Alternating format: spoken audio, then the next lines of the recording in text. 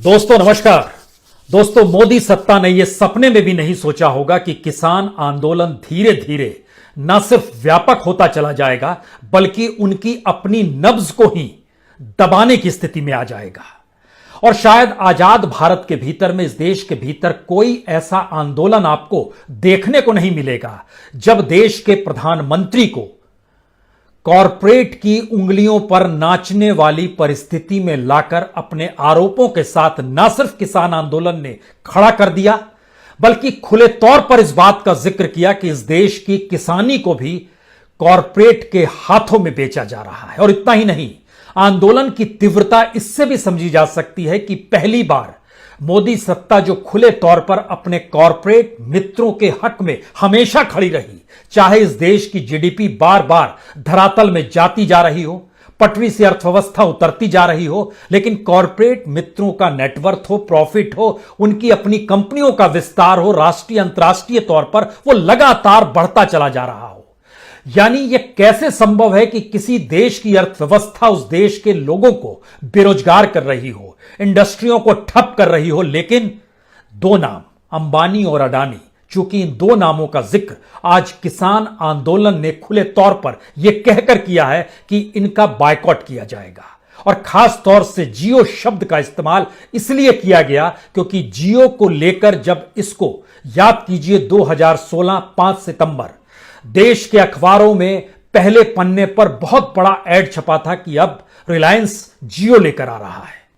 और जियो में जिस ब्रांड एम्बेसडर की तस्वीर छपी थी वो तस्वीर देश के प्रधानमंत्री की तस्वीर थी। बड़ी आपत्ति उस वक्त हुई थी, लेकिन यह सब खुला खेल था।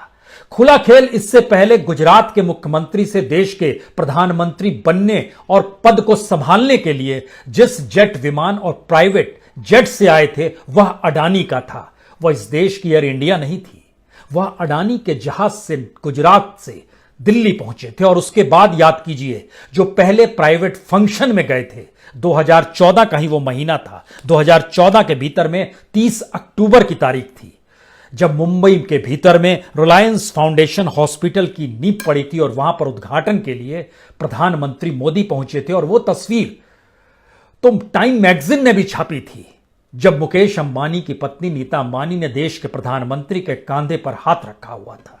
यह एक संकेत था 2014 से लेकर 2020 तक। और यह वाकई इसका एहसास सरकार को नहीं रहा होगा कि किसान आंदोलन का विस्तार इस रूप में होगा जहां पर वह खुले तौर पर कहेगी कि अब रिलायंस और जियो के प्रोडक्ट का बायकॉट करना है, जहां पर अडानी का सामान बिकता है वहां पर विरोध प्रदर्शन करना है।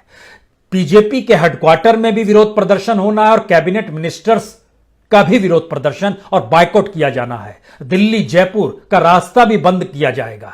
ये सारी परिस्थितियां बतलाती हैं कि पहली बार इस देश के प्रधानमंत्री को कॉरपोरेट के कटघरे में खड़ा कर यह बताने और जताने की कोशिश की जा रही है कि यह देश कॉरपोरेट से नहीं चलता है, देश नागरिकों से चलता है। और जिस देश के भीतर में 60% आबादी कृषि पर निर्भर हो, कृषि की इकोनॉमी पर निर्भर हो, उसका जीडीपी में योगदान चाहे 14% हो, लेकिन इस देश की 60% आबादी को आप कॉरपोरेट के हाथों में गिरवी कैसे रख सकते हैं?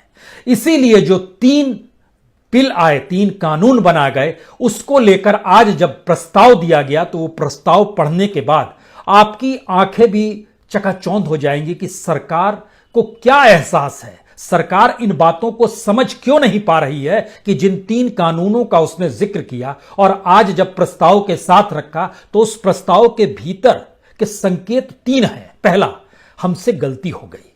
दूसरा, पहली गलती यह हो गई कि हमने आपसे कोई बातचीत नहीं की और चीजों को ले आए। दूसरा, संसद के भीतर में हमने जो वोटिंग करने की स्थिति में नहीं आए और विपक्षी राजनीतिक दलों को बोलने तक का मौका नहीं दिया गया और वहां पे चीजें पास करा दी गई। खासतौर से राज्यसभा की स्थिति बता रहे हैं। और तीसरी स्थिति है, ये तमाम गलतियां हैं लेकिन बावजूद इसके कानून वापस नहीं लेंगे, उस पर कुछ पैबंद लगा देंगे। और पैबंद की फेरिस्त जो है वह इतनी हास्यास्पद है कि हम एमएसपी लिख कर दे देंगे। कल्पना कर सकते हैं जिस देश के भीतर में सिर्फ 6% किसान और किसानों की संख्या जब हमने सरकारी आंकड़ों के जरिए जोड़ी तो पता चला सिर्फ 50 लाख किसानों को ही एमएसपी का लाभ मिल पाता है।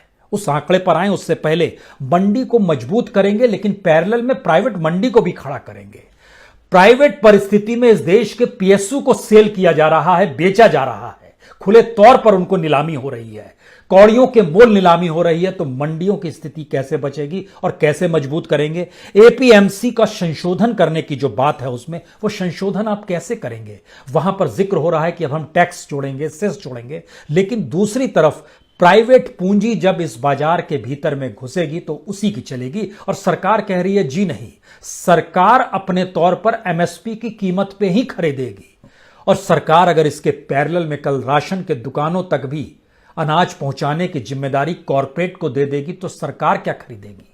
कहने भर की बात है, ये कोई भी समझ सकता है। जिन बातों का जिक्र है उसमें बहुत साफ है, हम किसान ट्रिब्यूनल बना देंगे।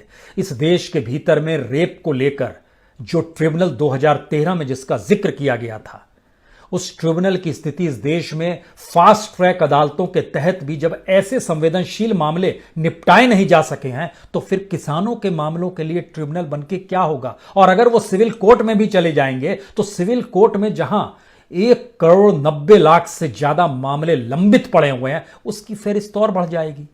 एसडीएम की स्थिति इस देश में क्या है वह भी किसी से छुपा हुआ नहीं है। कॉन्ट्रैक्ट फार्मिंग को में संशोधन कर देंगे। कैसे संशोधन कर देंगे आप कॉन्ट्रैक्ट फार्मिंग में? कॉन्ट्रैक्ट फार्मिंग का मतलब पूंजी से जुड़ा होता है। दरअसल ये पूरी फेरिस्त जो है, हमें लगता है एक बार इसको जरा देख लीजिए और देखने के बाद स्थितियों को समझने की कोशिश कीजिए कि दरअसल यह प्रस्ताव लुटियंस की दिल्ली से निकलता है तो इसका मतलब है यहां बैठे मंत्रियों को, नौकरशाहों को इस देश की किसानी की जानकारी नहीं है। उन्होंने उस जमीन को नहीं देखा है, कितने मुश्किल हालात में किसान खेती करता है। वह यह भी नहीं जानते हैं कि खेती में कितनी लागत होती है और एमएसपी का मूल्य क्या दे पाता है, दे भी पाता है कि नहीं दे पाता है। इन बातों का जिक्र इसलिए जरूरी है कि इन प्रस्तावों की फेरिस्त को देखिए, एक एक करके जरा देखते चले जाइए। 20 पेज का यह प्रस्ताव यह बताने के लिए काफी है कि लुटियंस की दिल्ली को किसानी के बारे में कोई समझ नहीं है। चाहे वो भूमिका में जिक्र किया गया हो, उसकी पृष्ठभूमि बताई गई हो, उसका उद्देश्य बताया गया हो, या फिर उसके बाद जो प्रस्ताव एक एक करके लाया गया है वह भी बेहद रोचक है। क्योंकि जिन बातों का प्रस्ताव में जिक्र किया गया उसको अगर सिलसिलेवार तरीके से देखिएगा तो निजी मंडियों का जिक्र है, वहां पर एपीएमसी मंडी में लागू सेस और टैक्स निर्धारित कर देंगे। उसके बाद यह जिक्र करते हैं कि पैन के साथ हम रजिस्ट्रेशन भी कराएंगे। इसके बाद यह जिक्र करते हैं कि सिविल कोर्ट में भी आप जा सकते हैं। इसके बाद यह जिक्र करते हैं कि जब तक रजिस्ट्रेशन नहीं होगा तब तक लिखित तौर पर एसडीएम ही 30 दिनों में मामले को सल्टा देगा। इसके बाद अपने प्रस्ताव में यह जिक्र करते हैं कि किसान की जमीन का उपयोग खरीदार तो कर सकता है लेकिन जमीन को बेच नहीं सकता है, उसको बंधक नहीं रख सकता है, कर्ज भी नहीं उठाएगा, यानी जमीनी कुर्की भी किसान की नहीं होगी। यह आश्वासन भी है और लिखित आश्वासन एमएसपी को देने के लिए भी तैयार हैं कि उस पे भी हम दे देंगे।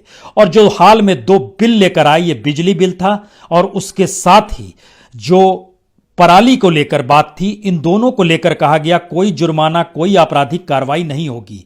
यानी जो भी कहा जा रहा था, जिस रूप में कहा जा रहा था, उसको कैसे इंप्लीमेंट करना है यह कानून बनाते वक्त नहीं सोचा गया। अब जब प्रस्ताव लेकर आए हैं तो उसमें जिन प्रस्तावों में संशोधन का जिक्र है वह किसी ऐसे पैबंद की तरह है जिस पैबंद का कोई मतलब ही नहीं बचेगा। क्योंकि किसानों के सामने सबसे बड़ा संकट यही है कि जो लागत लगती है उसका मूल्य कैसे मिलेगा, इसका कोई जिक्र नहीं है। एमएसपी की खरीद सिर्फ 6% होती है, यह हर कोई जानता है, यानी बाकी किसानों को लाभ नहीं मिलेगा। और जो कहा गया कि किसानों पर जो एफआईआर दर्ज है उसको भी हटा लेंगे, जमीन नहीं बेच पाएगी, किसान के पास अपनी जमीन बरकरार रहेगी, लेकिन इस बात का कहीं जिक्र नहीं है कि 2 जून की रोटी किसान को मुहैया करा पाने की स्थिति में सरकार कैसे आएगी।